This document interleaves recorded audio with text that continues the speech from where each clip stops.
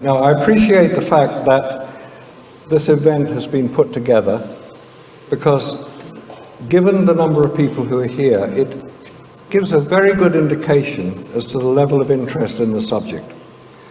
The Apollo moon landings.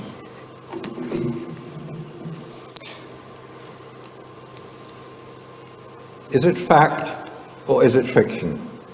What we're going to be looking at here are some of the anomalies, the inconsistencies, and the unexplained details. And there are, believe it or not, a great many of them. But it happened. National Geographic, the world's top-selling magazine at the time, this is from December 1969, wouldn't publish fake pictures, would they? 20 million people bought National Geographic. We say bought Nexus, but bought National Geographic. At the time, they've been caught out many times. We're going to look at some of these pictures, but this is where the whole story ended. Man on the moon. And we believed it. We had no reason not to. We'd seen it live on television,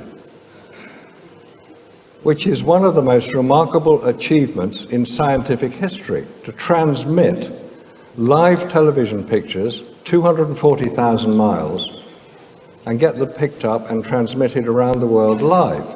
Has it ever happened since? No, it hasn't. If there are any TV or radio engineers, they will know the power required to transmit a television or radio signal, and it's measured in kilowatts, i.e. thousands of watts. Not the power that was carried on Apollo, which was 3 at the most kilowatts. Anyway, this is where it began. Nikita Khrushchev on the right, Yuri Gagarin, who we're told was the first man to orbit the Earth.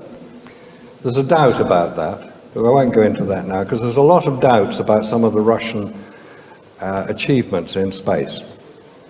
Anyway, he was recognized as being the first man to orbit the Earth, and he was feted around the world. What is not generally known, because a lot of this information you've got to dig out, you've got to find where it is and put it all together. I've spent the last 20-odd years trying to do this.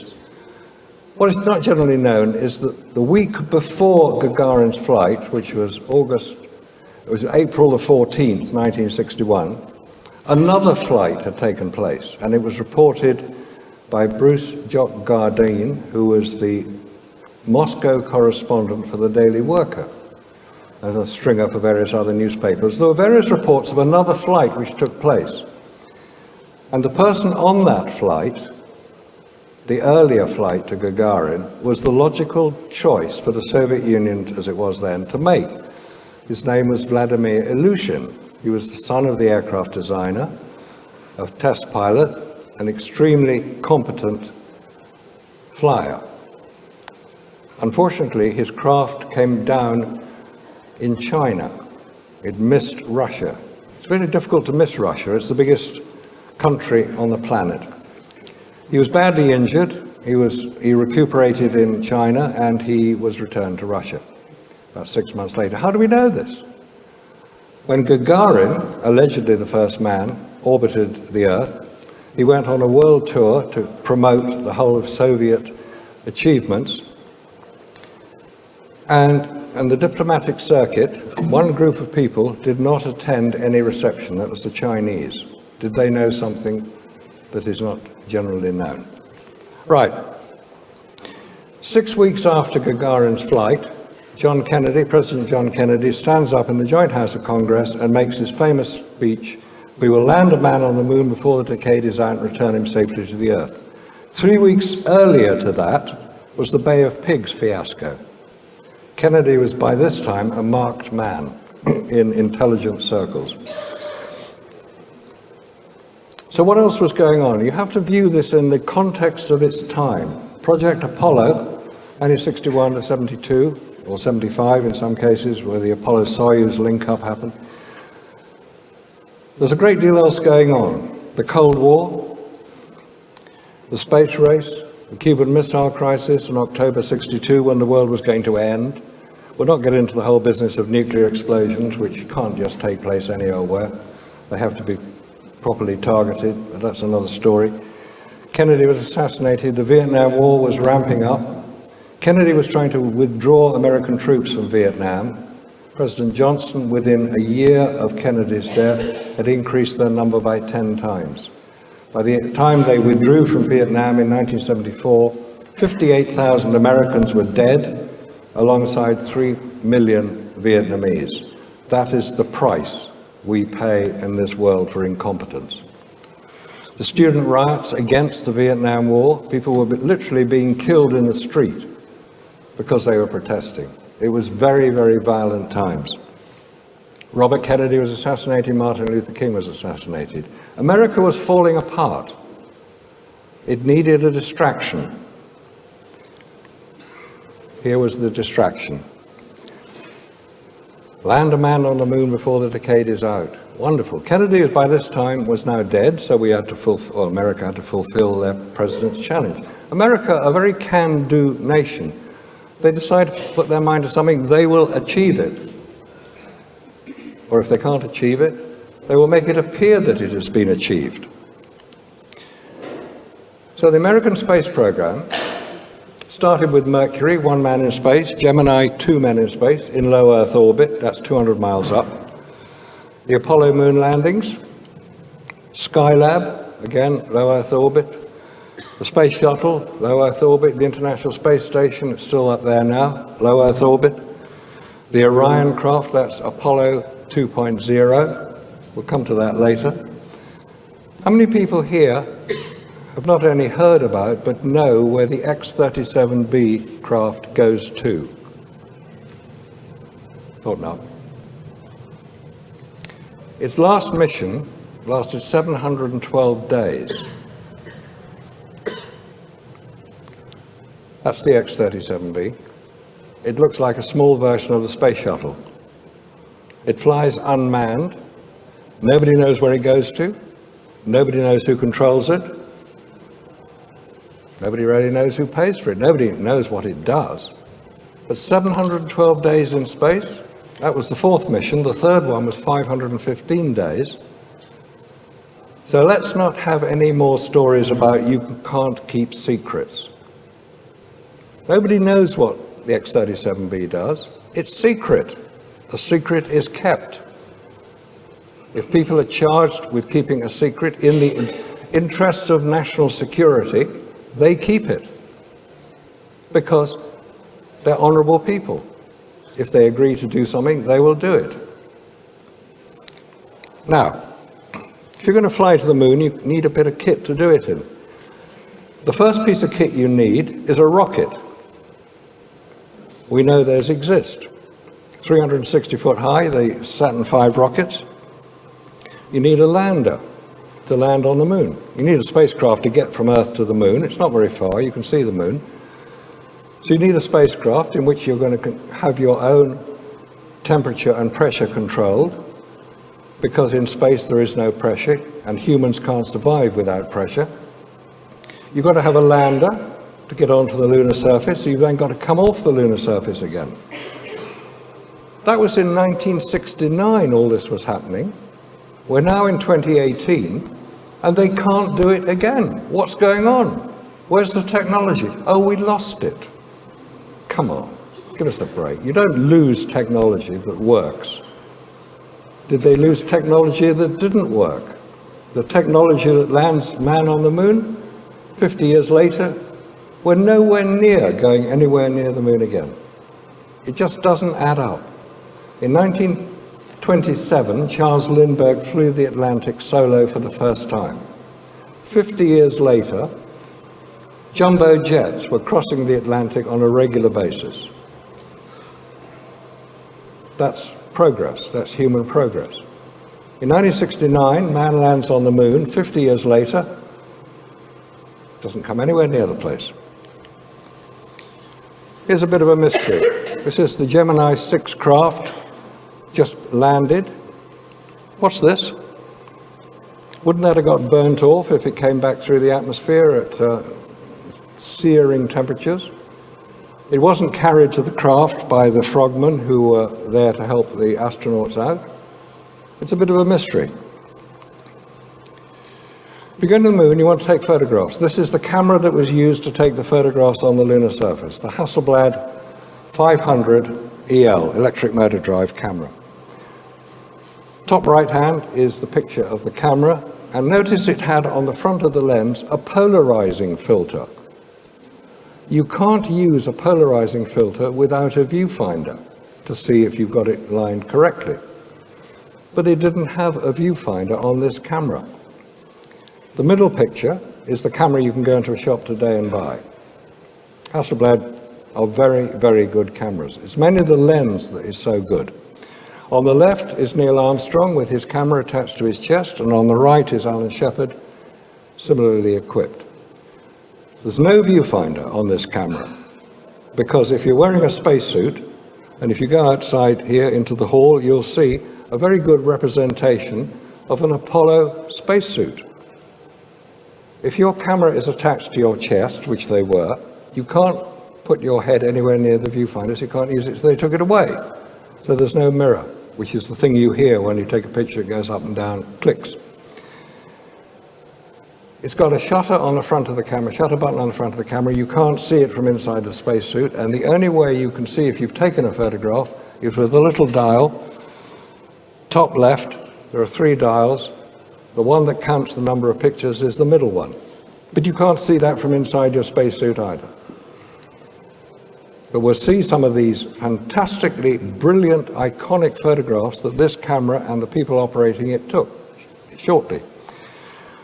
This was a replica of the Lunar Hasselblad camera, which was borrowed by a television company who I was being interviewed for a few years back.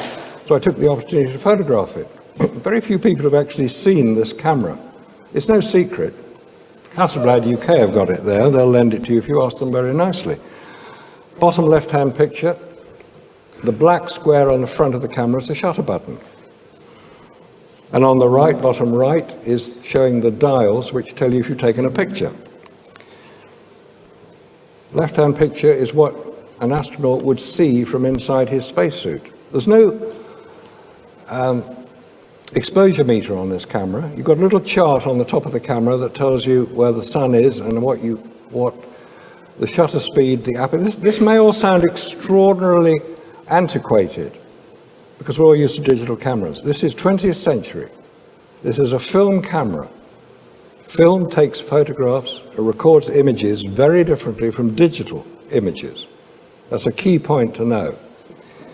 On the left, the 2 pictures, one is photographed, the top picture is photographed at eye level, eye up here, and the bottom picture is taken with the camera at chest level. The point of those pictures is to show the relative position of, in this case, a fence behind. The higher you are, the higher will be the horizon in the picture. It's a matter of optics. It happens on the moon, it happens on Earth, probably happen on Jupiter and Saturn and Uranus when we get there. But on the moon and on Earth, the lower the camera position will be, the lower will be the horizon. It's a key point. We'll come back to that later. If you're going to go to the moon, you may as well practice. And this is what they did. They built models. Bottom left picture are various scale models of the lunar surface with a camera track. Anybody who's worked with film will recognize that as a tracking camera position. Very logical. You set the camera going at one end and you bring it towards the surface of the moon, so you've then got a film which you can project outside your simulator to show an astronaut what it would look like as he approaches the lunar surface. Of course you're going to do that. That's what they do when they train airline pilots. Airline pilots will be able to land at Heathrow because they can see what they presume is Heathrow outside their window. It's film. This is normal simulator position. On the right-hand side, top right, very detailed pictures were taken of the lunar surface by the Lunar Orbiter craft, and they were recreated on a very large-scale model of the moon. The middle right-hand picture is the moon before it became a large model. There's nothing secret about any of this. Forget Area 51, forget some secret studio in Nevada or Arizona or wherever they have. There's nothing secret about any of this. This was all being filmed. A lot of people knew it was happening. There's nothing unusual about it. If anybody wants to go to Langley, Virginia, you can still see this contraption today. It's about 400 foot long, 200 foot high, and it was designed, Langley, interestingly enough, is relatively close to the CIA headquarters. To bottom left shows what would happen if you remove 5/6 of the weight of the lunar lander in this case, so you could simulate landing on the lunar surface. Again, no secret about any of it. Right, let's go off to the moon. This is a famous Saturn V rocket, designed it looks rather like a V2 rocket, because it was designed by the same man, Werner von Braun, who was a SS major. He brought with him a lot of his technical staff. Hermann Obarth was one. There were a lot of Germans who worked for it. There's nothing wrong with the Germans working for it, but let's not hide the fact that they were Nazis. 360 foot high, 99% of the weight, of 3,000 tons, is fuel.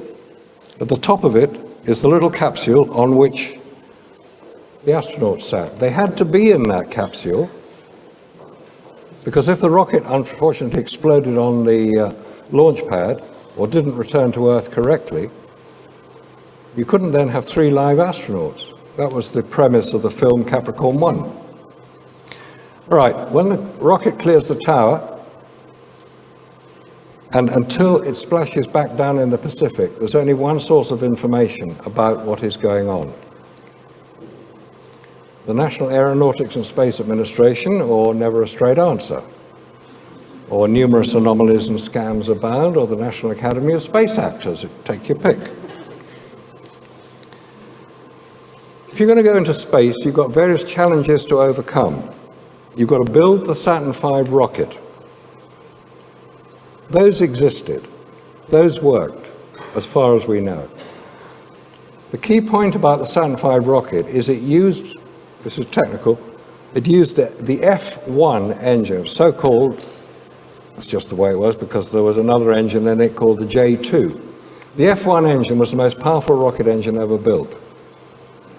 It's not even being considered for the Space Launch System, which is the new system, because guess what? America has to buy its rocket engines from Russia.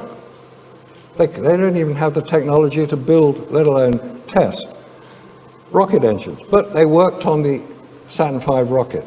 So why did they then, when they built the space shuttle, have to go a completely new set of engines? Again, a mystery. It doesn't make sense. Now, if you're going into space, you've got to overcome 3 things: the heat, the radiation, and the vacuum. What is the temperature of space? Space has no temperature. There's nothing in space to have a temperature until you put it there, like a spacecraft, or the Earth, or the Moon. Then it will have a temperature. What is the temperature of a spacecraft in space? 250 degrees Fahrenheit, 120 degrees centigrade. Hot. So you've got to keep it cool. How do you do that? Because you can't air condition it. There's nowhere to dump the heat. Space is a vacuum. It's a very good insulator. You radiate it away. If you do the calculations, black body radiation, you'll find the temperature inside any spacecraft is too hot for human survival. The vacuum of space means that if you're going to go there, you have to take your own pressure with you, i.e. your spacesuits.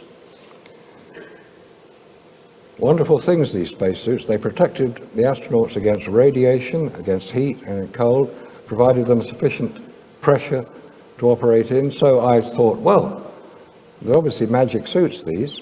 Could anybody then use the same spacesuit and go into Chernobyl, 3 Mile Island, or Fukushima, and help clear up the mess? So I asked NASA that question.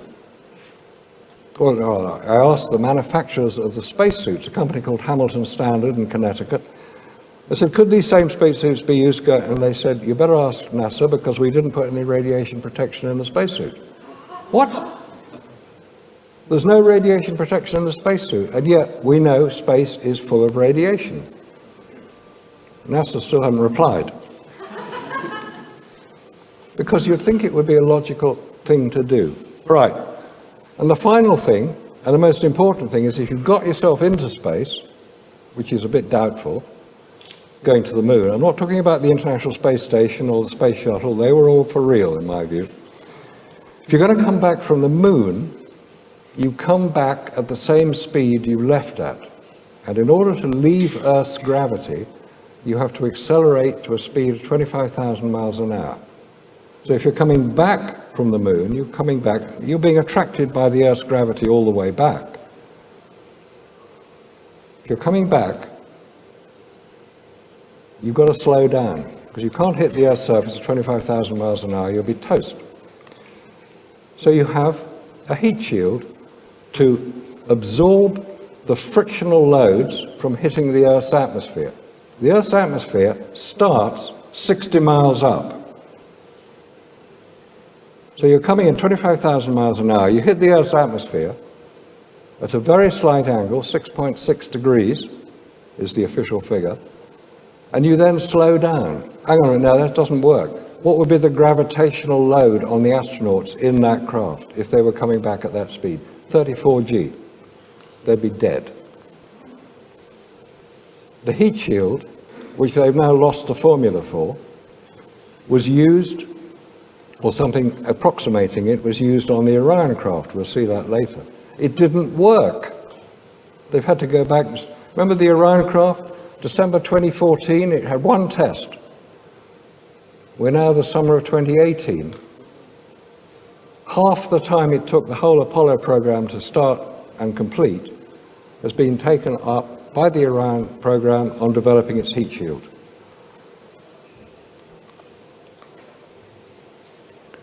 The radiation in space is severe. If we didn't have the protection that we do on Earth, the Van Allen radiation belts, which are held in place around the Earth by the Earth's magnetic field, deflecting radiation generated by the sun, solar particle events, deep space, galactic cosmic rays. If we didn't have that, this wouldn't be a habitable planet. We wouldn't be able to survive. We're not designed to survive in radiation. Let's get to the moon. Great photograph that. It's supposed to be the photograph which started the whole ecology movement, the whole movement of protect the Earth. We saw it for the first time for what it really is, a beautiful place floating in this inky blackness of space. So let's protect it. It's fair enough. But was that photograph taken from lunar orbit, which is what we're told? Because here's the craft they were supposed to be flying in. This is the interior of the lunar lander. Notice the controls. You may recall, if you studied it as obsessively as I have and as other people have, there was an alarm went off as they were descending. This is Apollo 11, Armstrong, Aldrin, Collins was still orbiting the moon in his lunar command module.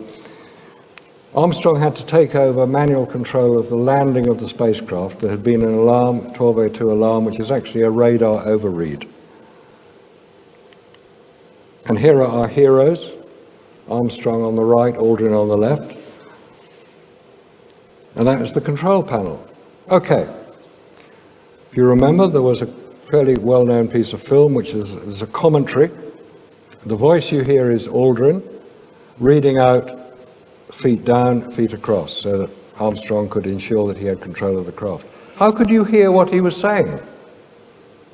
There's a 10,000-pound thrust rocket 3 foot below them, slowing them down. There are 4 adjusting rockets alongside them. Ah, they're wearing their spacesuits. Of course you can hear them. Really? Would you operate a computer keyboard, which Armstrong is doing, between the two of them? There's a computer keyboard into which he had to enter numbers and various commands, because he was doing this manually. Would you operate a computer keyboard with armored gauntlets, because you can't wear half a spacesuit, you've got to wear the whole thing, gloves, helmet and boots. The gloves are armored. They're pressurized. Would you operate a computer keyboard with those conditions if your life depended on it, which theirs did? I think not. Anyway, they got to the moon, so this is the circular argument. Well, of course they got to the moon. We got the photographs to prove it. You just go and ask them. They'll tell you we got to the moon. This is what it looked like. Yeah, right. Anyway, let's have a look at the photographs that they took. This is Armstrong taking the photographs. Don't forget, his camera had no viewfinder. He had to manually set the shutter, the aperture, and focus it. It was a film camera, not a digital camera, and he had no exposure meter. This is a sequence of 8 photographs that were taken. This is Aldrin coming out of the lander. Armstrong got bored watching him do it, so he decided to photograph the rubbish bag underneath the craft. And he wasn't helping him, obviously. Aldrin might have slipped. No, let's photograph one of the landing pads, which they had to do to make sure it wasn't damaged where they landed. They're quite what they'd have done if it had been, nobody tells us. Oh, he's come down a bit further.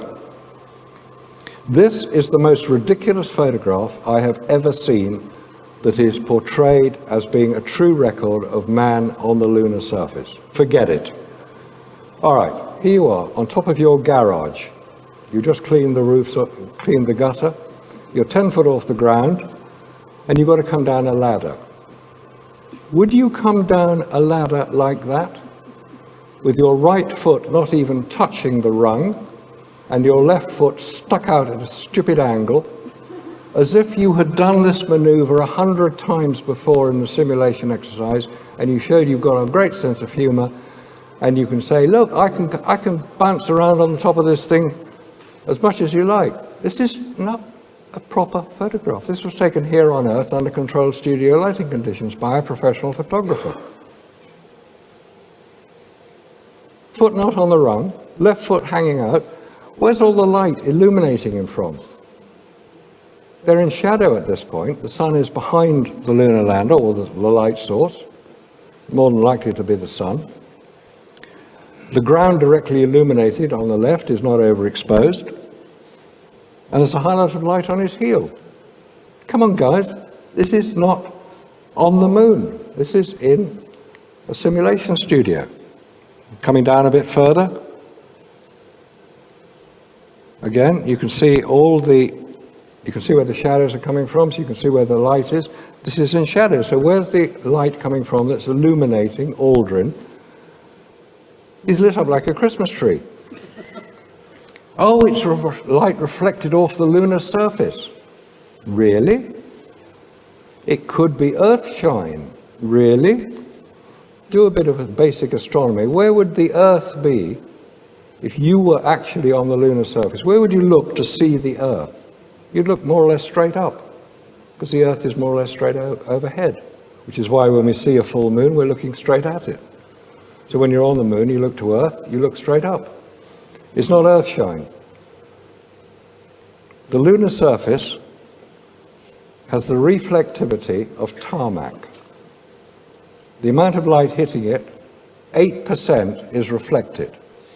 Any photographer will tell you that's not really enough to record on a film if you're going to expose to the directly illuminated surface, which is what we've got here.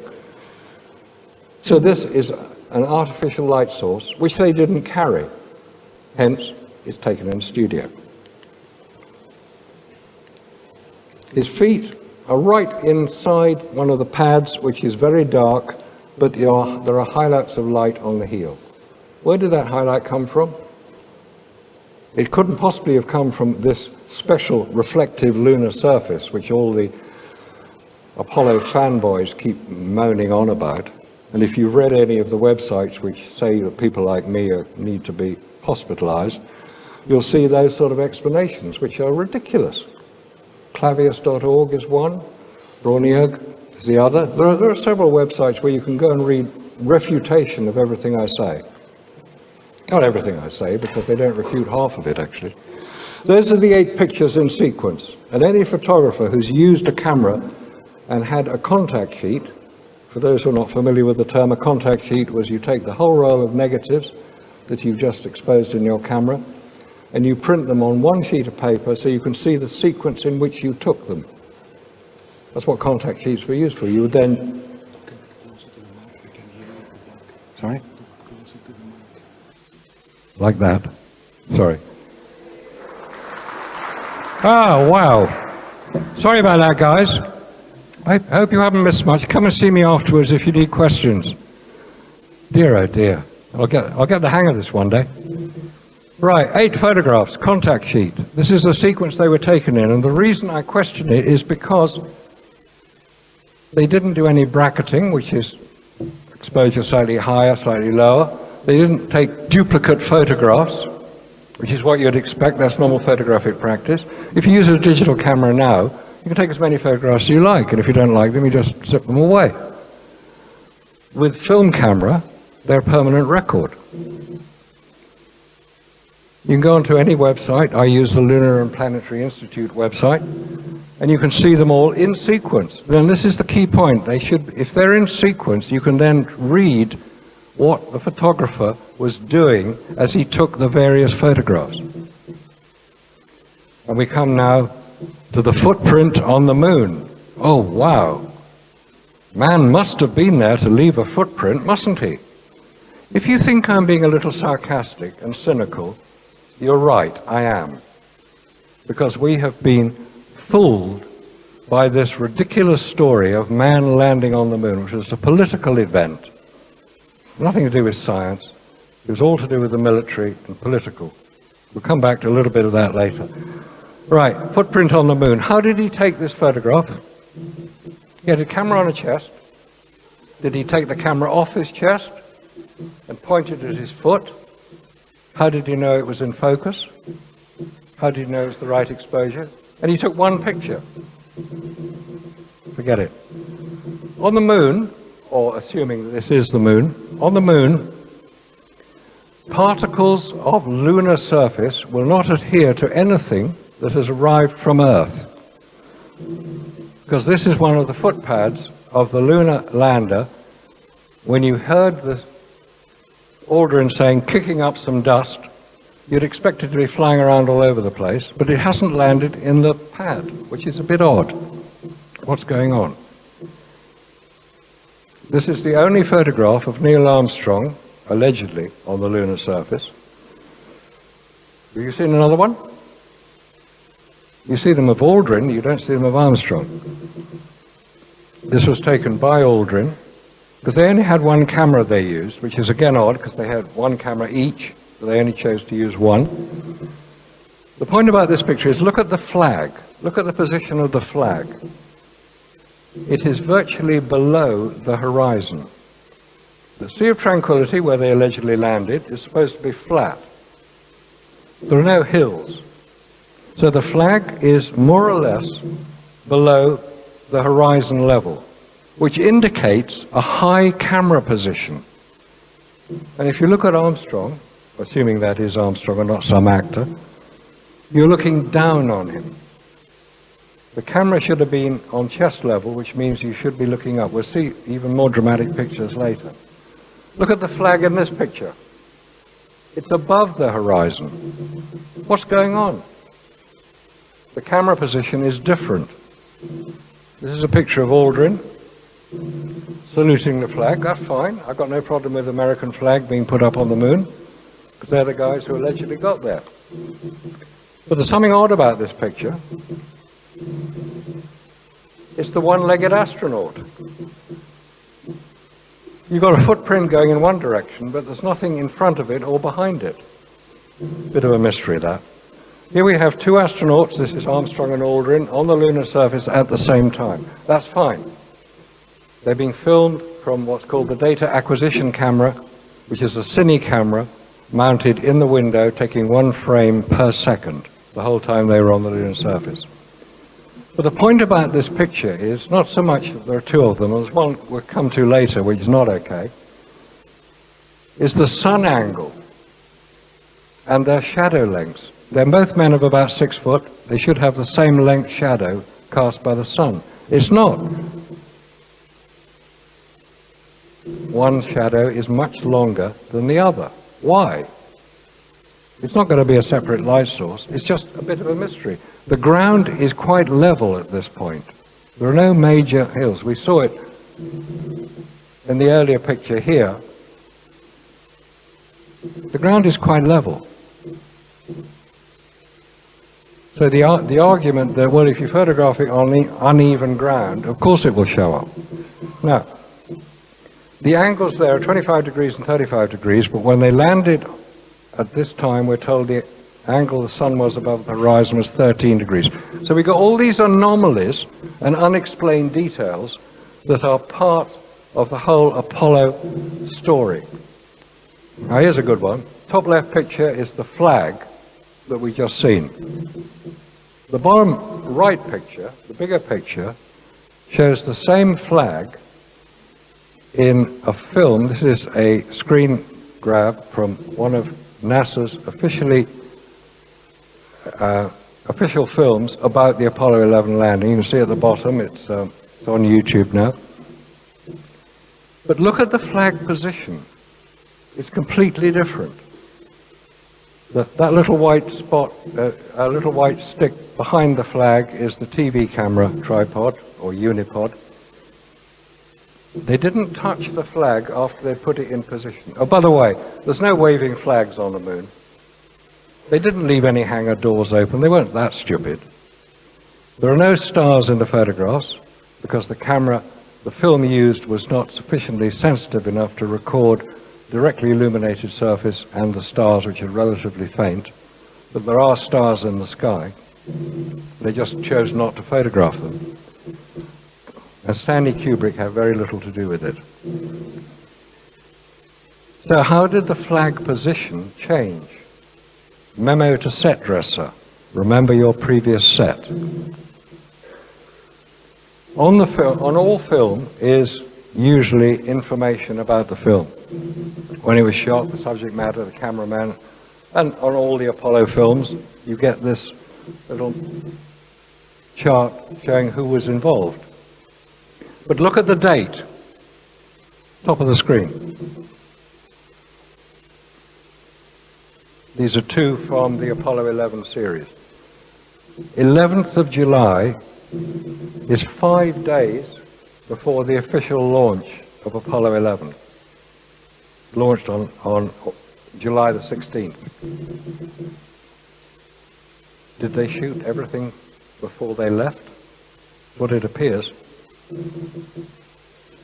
The photographer here is a chap called Gynes. He did work for NASA until about 10 years ago.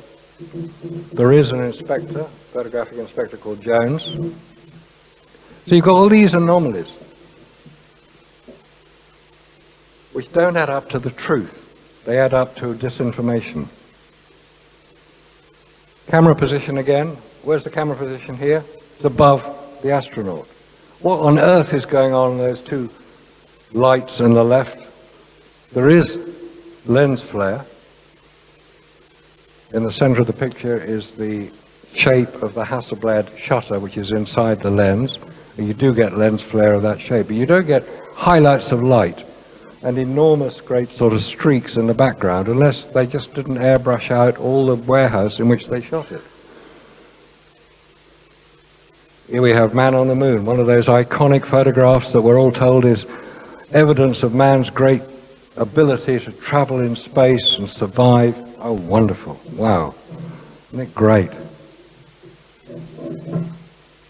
When I first started doing this investigation, this was the only piece of information I could find. I had to go and get a postcard of the Apollo photographs, because they didn't have the internet back in those days, early 90s.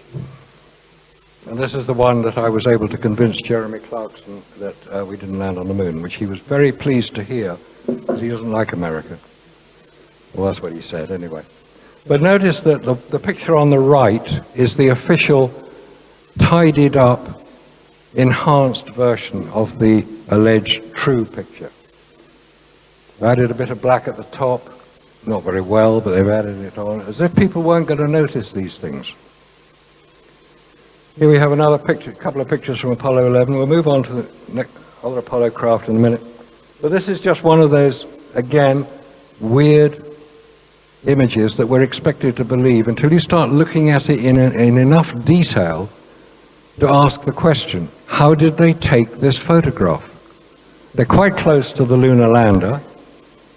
They've got the Earth, which is more or less overhead. How did they take it? Did they take the camera off their chest and point it up in the sky and hope they get it in the right place? Well, he only took 2 pictures, slightly different positions. No. They'd had to have leaned over so far backwards, if the camera was on their chest, they'd fall over. It makes no sense. And we're being asked to believe this nonsense. We're being asked to believe that man's landed on the moon and taken all these wonderful iconic photographs with a camera that had no viewfinder, no exposure meter, manual control of all the operations, using armored gauntlets. Would you take your wedding photographs under those conditions? No, of course you wouldn't. You'd expect to get a decent result. Here are our heroes. This is taken from, I put them in this format because they're taken from a book bought at the Kennedy Space Center. And the top photograph says, astronaut Edwin Aldrin inside the lunar module after his moonwalk. If you go onto the websites where you can see all the photographs, you'll find that this was not taken after his moonwalk. It was taken just after he allegedly left Earth. You can find it. The photograph below is Neil Armstrong as he rested in the lunar module after his moonwalk. Possibly he did. One of those simulation exercises, because if you look at his eyes, you will see a highlight of light. Armstrong on the right, Aldrin on the left.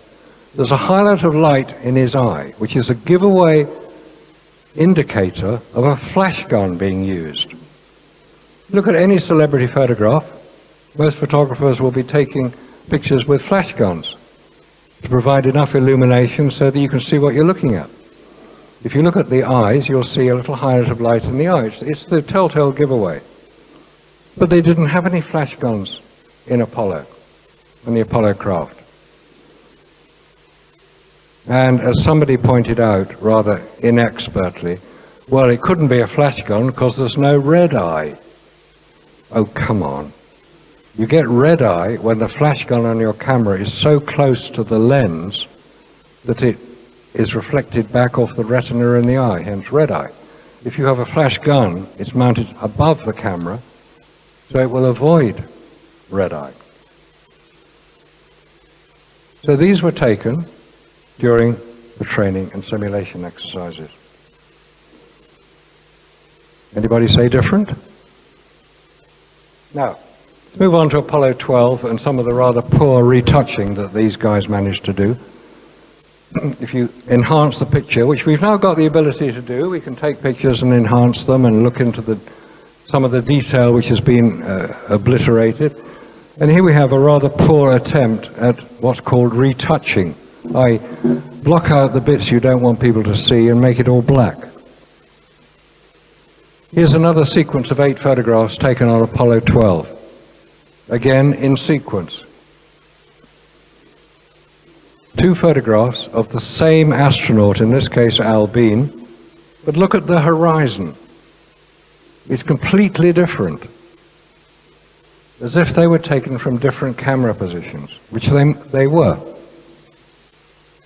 The top picture you're looking down on him, the bottom picture you're looking more as if he were taking a picture with a camera at chest level. When you start looking into some of the details of it, all Apollo photographs had little crosshairs on them. This is just a screen inside the camera. It never really worked out why they had to have it. It's supposed to be to do with measurement of distance. It's helpful in that it tells you can see which photographs were taken with cameras allegedly on the lunar surface. In the visor, you see that his hand is fairly well below the camera. He may have been using his pistol grip, which they all had. But again, a different position. Now, if you look in the visor here, what are those lights? Where are they? What's all that about? Is it reflections off the visor? There are only 3 surfaces inside the visor, the gold one, the clear one, and the protected one. So how come you got 6 lights? Was it E.T. flying past saying, what on earth are these guys doing here? Who gave them permission to land? Tell them to get off. It's a more likely story than whatever that's supposed to be. Right. Again, if you start looking into detail, you'll find that there's two little red circles at the top indicate crosshairs which shouldn't be there. So, being double exposures being made, there's all sorts of manipulation going on. Before we get these are the official NASA images. Light seems to travel in very odd directions on the moon. I'm not saying there are two light sources, because then you get different shadows as well. But how come you've got the photographer with the sun behind him, and this Surveyor 3 craft with the shadow at a completely different angle? You'd expect it to be at least similar position, but it's not. And then we have this ridiculous photograph. The sun is behind the photographer, so what's it doing illuminating a rock with an angle at right angle degrees? The shadow at right angle degrees. Again, anomaly, a mystery. Right, here we have one of those great iconic photographs, lunar lander on the moon. Where did all the light come from in the front of the craft, which is in shadow? Oh, it's reflected off this special lunar surface, which nobody's ever seemed to duplicate. You can buy lunar simulant material, which is what Tom Hanks did when he made From the Earth to the Moon mini-series. And when anybody tries to photograph the moon, they go to a company called Orbitech, and you can buy it by the kilo. It costs $30 a kilo. You can get simulated Martian soil. You can get it from anywhere. How do we know it's anywhere near the same? How do we know they're not using it here? Right, here we have one of the great ridiculous pictures of all time. We've seen quite a few of them already. We flip this one over for this reason, that this is Apollo 14, where Alan Shepard, who was the commander. Oh, by the way, the commander of the mission, in this case Alan Shepard, could land the craft. But Ed Mitchell couldn't, because he hadn't been trained to. Buzz Aldrin hadn't been trained to. Al Bean hadn't been trained to. Would you fly in an aircraft that only had a pilot who could land the plane? Because what would happen if the pilot got incapacitated? You'd hope the co-pilot at least could land the damn thing, because he'd been trained to do so. On Apollo, no, only one person could land it. Ridiculous. Right.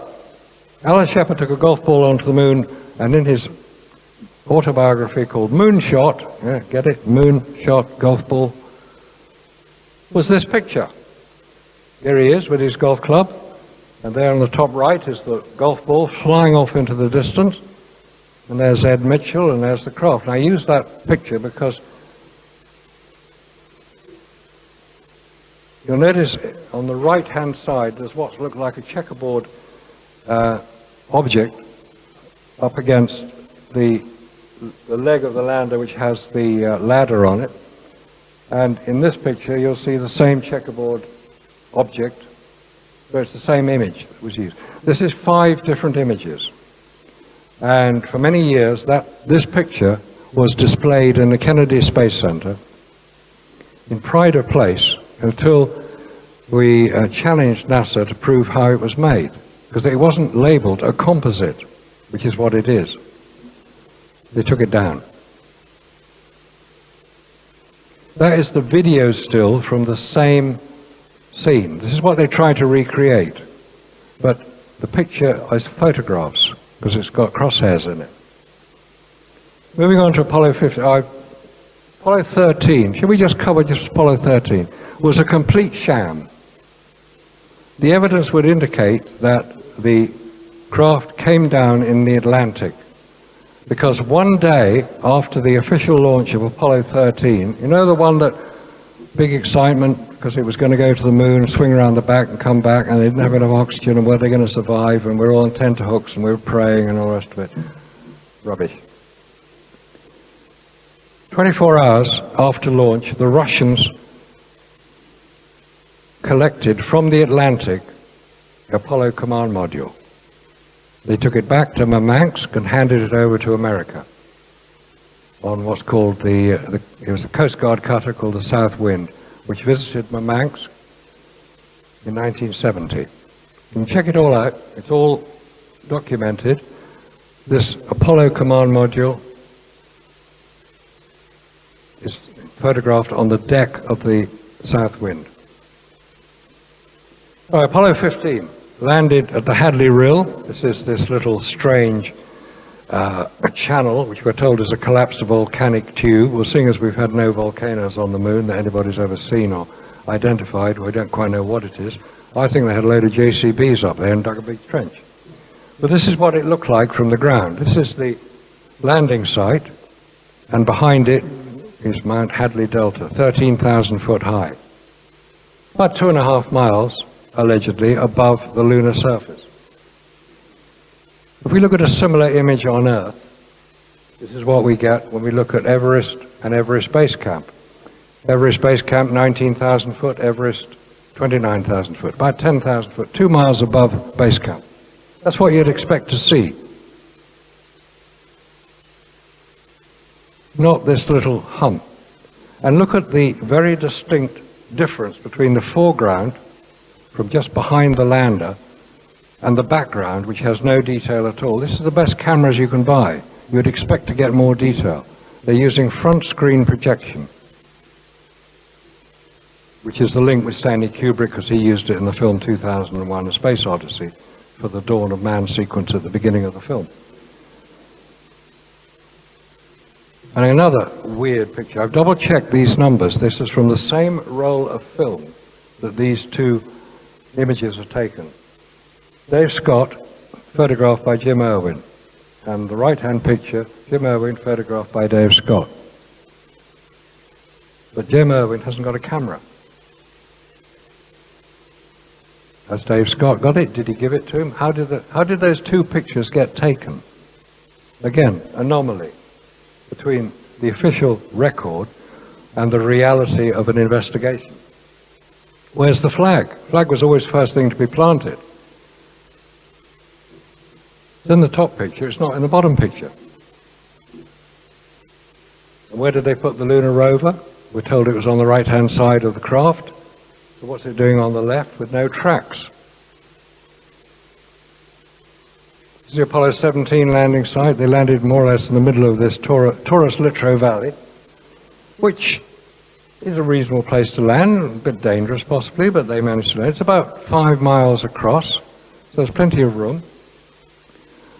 But look at the length of the shadows.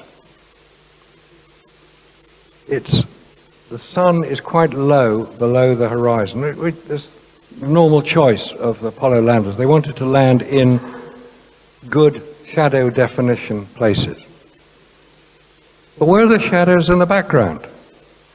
And if you look at an equivalent photograph from Apollo 11, you get the terminator. That's the difference between dark and light.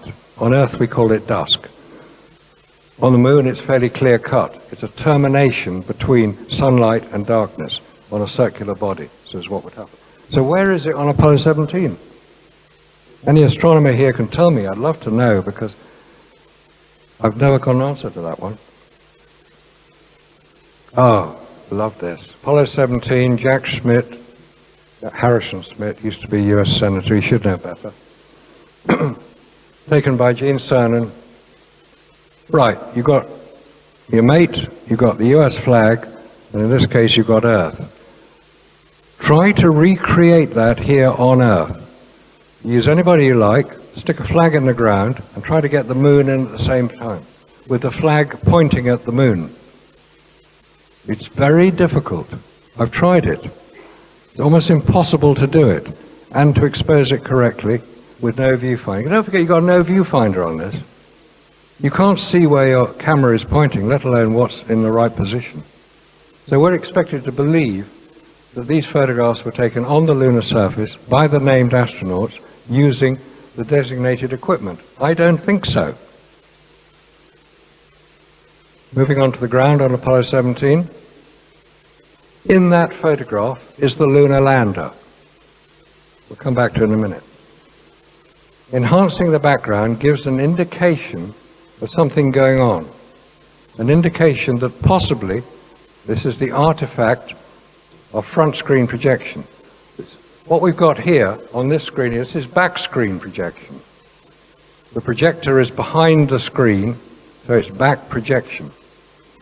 Front projection is when the image is reflected off the screen. It was used in films. It was used in film 2001: A Space Odyssey by Stanley Kubrick. He was one of the first filmmakers to use it because it's a very efficient way of incorporating an outdoor scene, which he did for The Dawn of Man, which were photographs taken in Africa, projected onto a screen, so actors could then do their bit in front of it and not cast shadows onto the screen because of the position of the camera and the screen and the projector itself. It's a very clever system, and it worked very well. Okay, in that picture is the lunar lander. A bit hard to see it, but it is there. Let's enlarge it. It's a long, long way away. Maybe about 3 miles away from the camera position.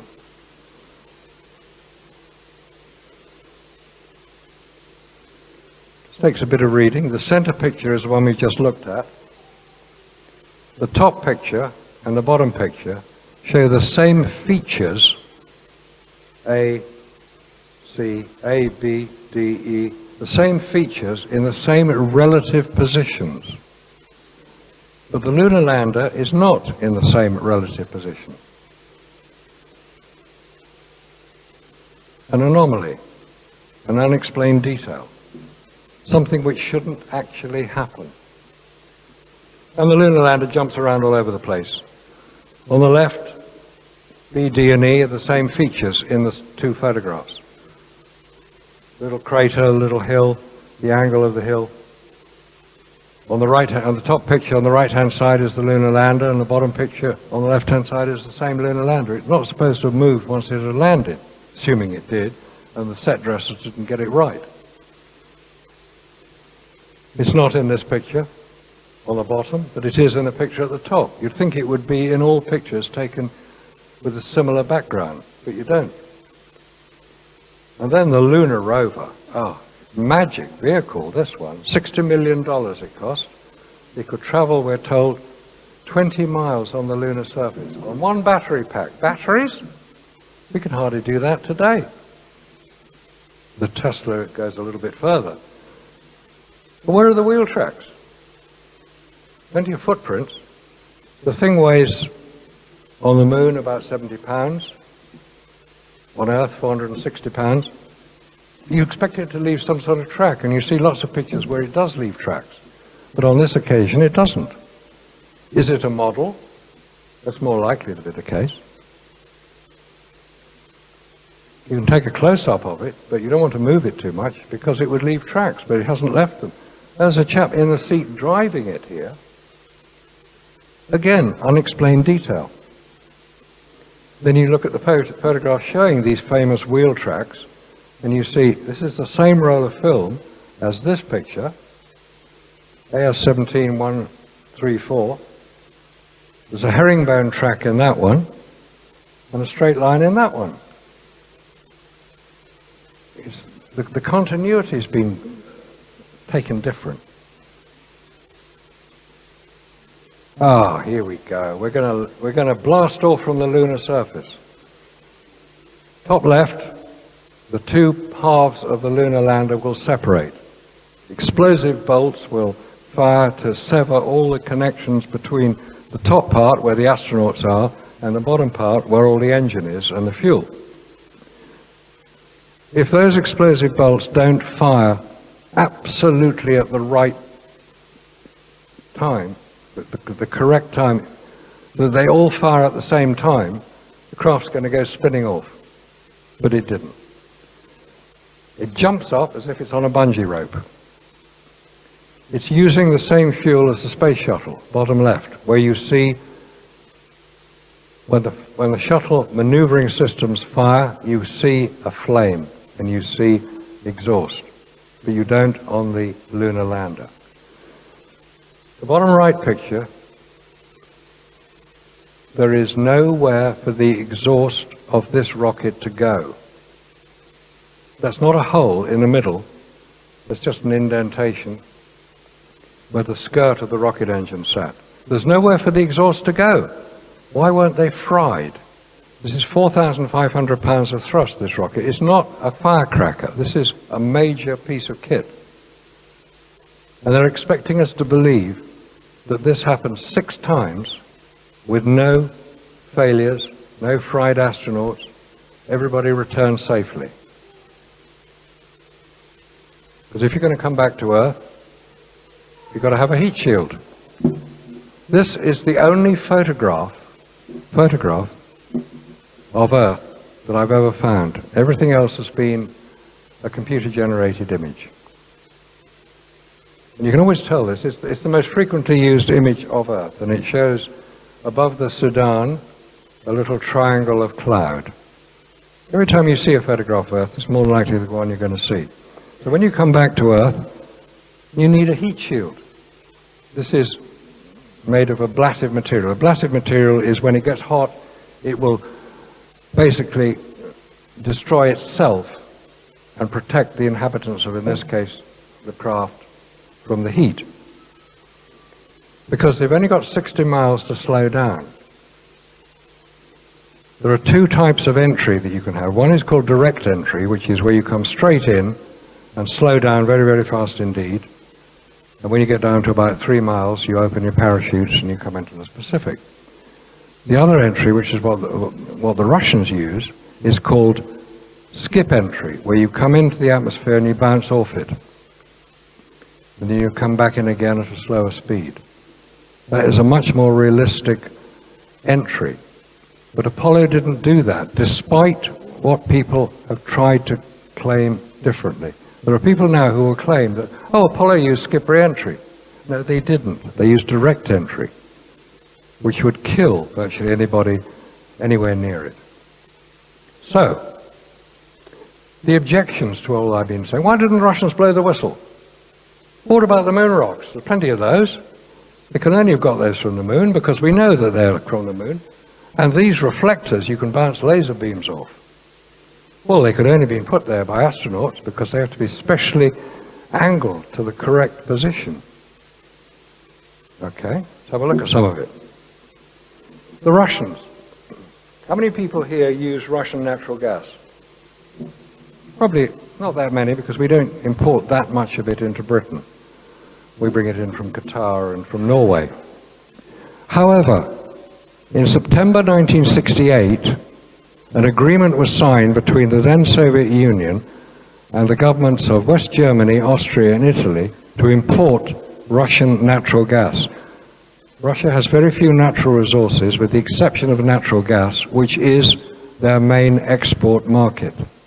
They signed this agreement to the supply of natural gas into West Germany, Italy, and Austria. If Russia thought that America was trying to do some stupid little stunt on the moon, well, they could let them get on with it because they had far more important matters to deal with in the survival of their country through the sale of natural gas. The deal is called pipes for gas. West Germany built the pipes, 2,000 kilometers of it. Russia supplied the gas. And Rolls-Royce supplied the compressors, because you can't just stick a pipeline into a gas field, you have to drive it down the pipeline. Hence you need a compressor. It was big business. They weren't going to make a fuss about it. And anyway, they knew enough about Russia's falsification of the Gagarin story to know that which had been tracked and they had lost astronauts. Gagarin was the first one to land successfully and safely. There's been at least 3, if not 4 others before him, which had been recorded by 2 Italian brothers in Turin who were listening in to the Russian transmissions from their spacecraft. So they knew what was going on. The Americans knew what was going on. The Russians knew the Americans knew what was going on. So it's a matter of political stalemate. The new pipeline is being built across the Baltic. It's called Nord Stream 2. So forget the Russians. They're not going to blow the whistle on anybody. But what about the rocks? Well, we got this piece of rock here. I got a piece of rock here. That's a piece of moon rock. It's rather nice. It's called breccia. It's a combination of different material. How do you know it's a piece of moon rock? Because I say so. How do you know it isn't a piece of moon rock? Well, you could analyze it. A piece of moon rock. Anybody from NASA here will probably come and arrest me because I'm not supposed to have a piece of moon rock. Well, that's another story. It was all stolen about 15 years ago. They got it back. The guy who stole it got 8 years in jail. Right, here's a piece of moon rock that was in the Rijksmuseum in Holland, and it was part of their space display. When the Rijksmuseum was being renovated about 5 or 6 years ago, they decided they examined this piece of moon rock, the geologists in Leiden University in Holland. And guess what? It was a piece of wood.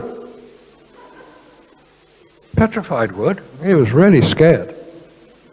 Treasured piece at the Dutch National Museum, a supposed moon rock from the first manned lunar landing, is nothing more than petrified wood, curators say. When NASA were asked to explain it, they said, we don't have enough information. It may well be that this particular moon rock, which is quite large, it's about the size of this piece of moon rock here, this isn't the same piece. When moon rock was supplied to virtually all nations around the world and all American states by NASA to commemorate their great achievement, they didn't supply what you'd think would be something like that. That's a piece of moon rock. Something large, something you can touch, see, weigh, measure, examine.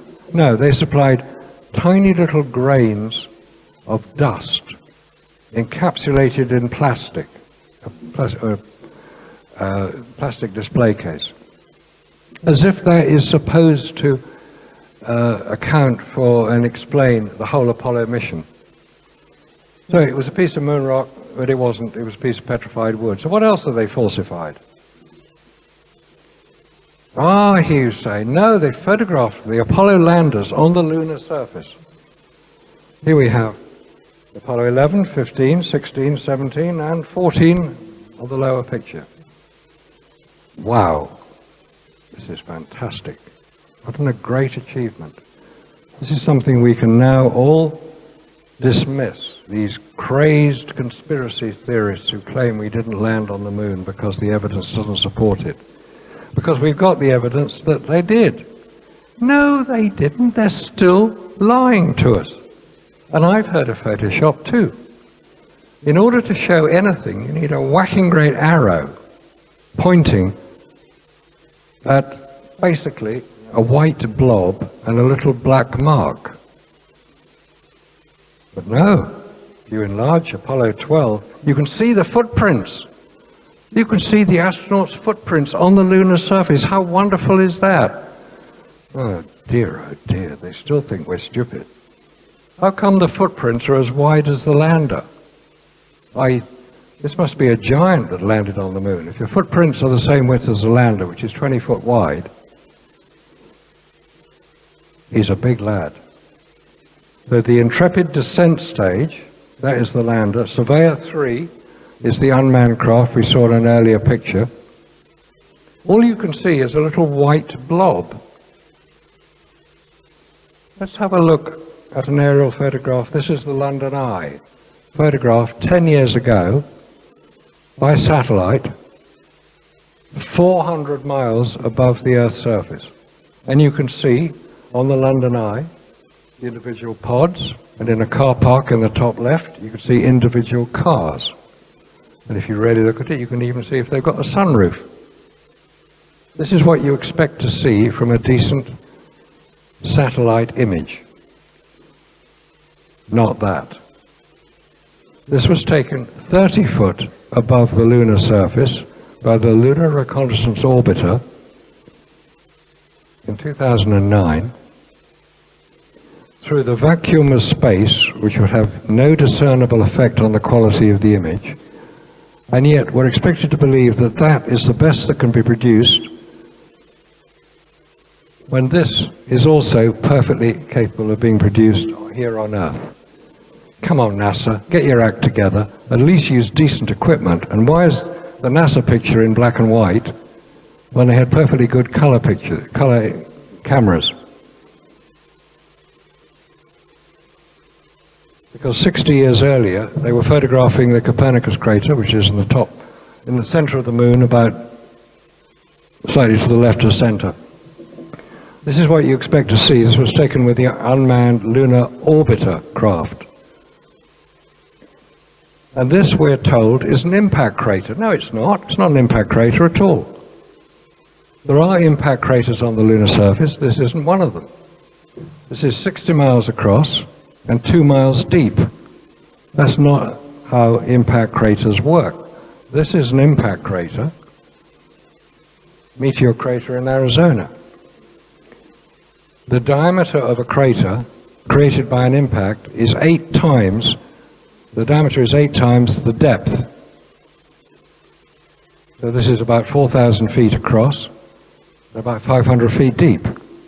The Seddon crater, by the way, is what happens when you let a nuclear bomb off underground. It creates a nice deep crater. Glad they're not doing that anymore. So what we're looking at on the lunar surface is not impact craters, not the big ones. In my view, they are electrical discharge craters.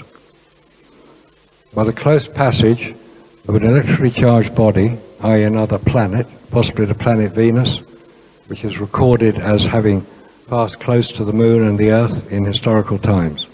Again, that's another story. But on the lunar surface, photographed by the lunar orbiter in 1966, before anybody had landed there, is this strange object. I don't know what it is.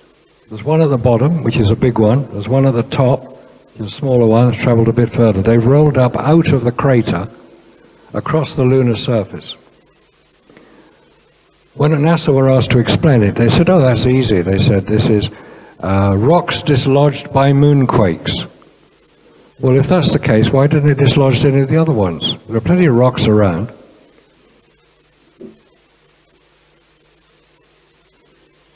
That previous photograph, this photograph here is the only photograph I'd ever found of this image until this one appeared, which appears to indicate the same object. But the track is slightly different. It could be the sun angle is different, but if you put them together, yeah, they do look similar. But nobody's ever tried to explain it, or nobody's ever been, I don't know what it is. Could be a rock rolling along, but a rock does not leave a track like that. If you roll a beach ball across a sand, it'll leave a track that is narrower than the diameter of the ball itself. These tracks are the same width as the object making them. So let's come back to Earth.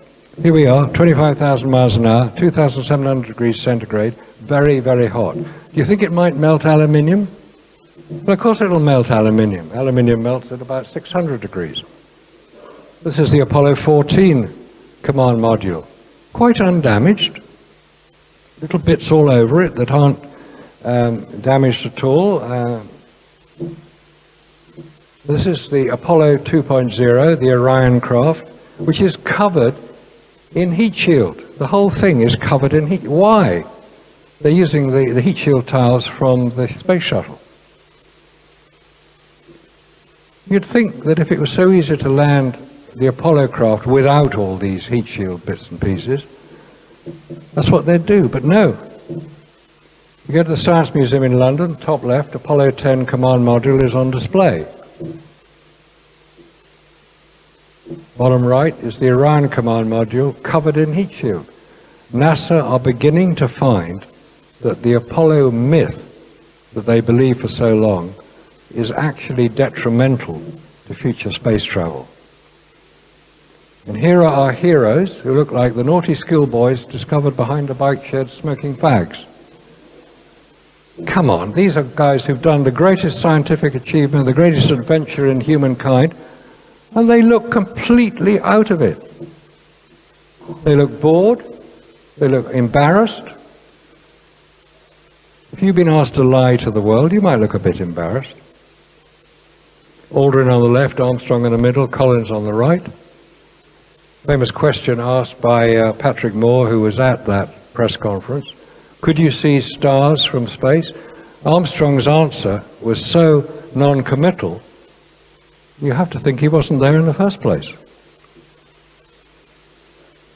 So has anything been learnt from Apollo? Orbiting the moon with unmanned satellites appears to be simple, straightforward. That's not a problem, unmanned satellites, because you can protect the internal working of the satellite. It's called hardening against the radiation. Landing astronauts on the moon and returning them safely to the Earth, that is the really hard part. Because reaching the moon isn't actually that difficult. It's getting the astronauts back alive. That's the hard bit. So what was Apollo all about? It was occupying the high ground, demonstrating to anybody who cared to take notice, yeah, America are pretty good at occupying the high ground, which is low Earth orbit. Then you control the world. Who controls the world? I'm at astronaut 4 on this one, bottom right. Because his creator is most likely to have had a considerable hand in creating the fantasy of Apollo. That is what Walt Disney could do, create fantasy. As to who worked on the whole Apollo fantasy, there's one man that actually stands out as having credible achievement behind him in exactly the type of activities which would be required to produce the Apollo images. Because if you're experienced in using models, radio-controlled, motion capture, periscope cameras, i.e. you're filming miniature models which when projected onto a screen look as if they are real, there's one man who stands out above all others, and this is possibly the link with Kubrick. It's his special effects director, Douglas Trumbull. He did the special effects on 2001, he did the special effects on Back to the Future, on Close Encounters of the Third Kind. If you look, he's still alive, I believe. He's still working. He's trying to spot UFOs using advanced camera equipment, so he's on the right track. But he's a man who had enormous expertise. If anybody's interested in looking in detail at the evidence for the fakery behind it, there is a film called Make Believe, Smoke and Mirrors, which is a 2.5-hour film, incredibly technically advanced, explaining how the whole thing was done. There's one problem. You can't hear the commentary because the author of the film wanted to maintain his anonymity. We don't know who it was who did it. Somebody has taken that film, split it into parts, put a commentary on it, or put subtitles on it, which do match the original commentary.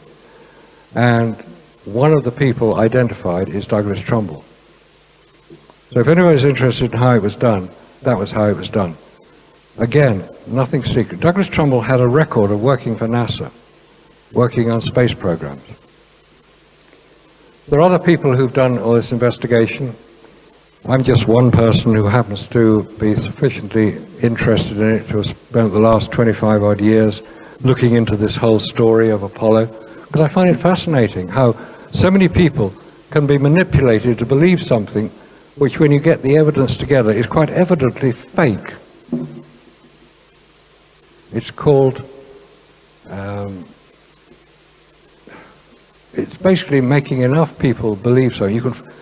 It's easier to fool people than it is to persuade them that they have been fooled, as Mark Twain is alleged to have said. There are other people who made similar sort of comments. In many cases, as we've all discovered through the UFO experience, we can be manipulated into believing things, i.e. that UFOs don't exist. We can be manipulated into believing that man has landed on the moon, because it is to the advantage of groups of people, in this case the military-industrial complex, who get the money for doing all these defense spending. But there are people who've worked on this. David Percy and Mary Bennett for their book Dark Moon. It's probably the definitive book on the subject, as is their DVD, What Happened on the Moon. Jack White, if you go to the Owlis website, you'll see all his work there. The photo analyst, he's passed away now. Bill Casing, Ralph Renee. Maybe NASA are just waiting for everybody to die off, because Ralph Renee and Bill Casing are both dead. Gerhard Wiedniewski for his book One Small Step. And anybody who really wants to get up to date, if you like YouTube binges, look at Jarrah White's work on moonfaker.com, because you can tell from the name of the website where he's coming from. But you should also give credit to NASA. They have at least put all their information up online. But there are people around the world who are working on this. I know people from 10 different countries, from New Zealand and Australia to America to Germany to Thailand to France to Britain to Russia. You've got all these people are all working together. They come up with little good bits of information. There's a very good guy in Canada called Scott Henderson who spent a long time looking in detail at many of the photographs. And he's identified so much new information because people are coming to it for the first time and looking at it and saying, I don't believe I've been fooled for this long. And they're starting to look at it and saying, yeah, that's not right. That's not right. How can you explain it? And NASA will not address this. NASA will not respond. They use their fanboys to have a go. Oh, people say rude things about me, and people say rude things about other people. And occasionally I get things wrong. That illustration at the beginning of the National Geographic, I said it was from December 1968. And I was jumped on. How can you be so stupid? Of course it wasn't 1968. No, I made a mistake. It was there in front of me. I'm human. I'm not an alien. I want to see the truth because we now have the president's dilemma. G.W. Bush said, we're going to go back to the moon and maybe onto Mars. Obama says, forget the moon, let's go to Mars. Trump says, forget Mars, let's just go back to the moon. A week after he said that, NASA said, we can't go to the moon, we're going to cancel it. Now, whatever one thinks of Trump, he has a very short tolerance of incompetence. He's likely to call out NASA. Or say, well, explain how you did it so easily 50 years ago and why you can't do it today, because that is the case. They can't do it today. That is not the way it worked. So I would claim that the Apollo record that we have been fed is primarily fictional, designed to mislead us to believing the superiority of American technology. Now, American technology is very good, there's no doubt about that, but not in this case. The real leaders of space technology are the Russians. They supply all the rocket engines for all the American rocket launches. They also fly everybody up to the International Space Station on the Soyuz rockets. America can't do it, Britain can't do it, France can't do it, China can't do it. The Russians are well ahead. They've had the last laugh. And they will expose this fiction by gradually demonstrating the inability of humans to travel beyond the radiation of space. So until that happens, we just have to keep watching the skies, hoping that ET is going to come back and say, okay, this is how you do it. It's a matter of manipulation of space-time. Anybody has heard of white powder gold, you'll know that white powder gold is one of the ways it's used to manipulate space-time. It's also a superconductor. It's worth looking into that. We're on the verge of breakthroughs now, which is going to revolutionize space travel. But until that happens, we've got to live with the fiction of Apollo. So until we get the truth, I thank you for your attention. I thank you for your interest. I hope you found it sufficiently persuasive that you can now argue the case that nobody has landed on the moon. Until then, thank you very much.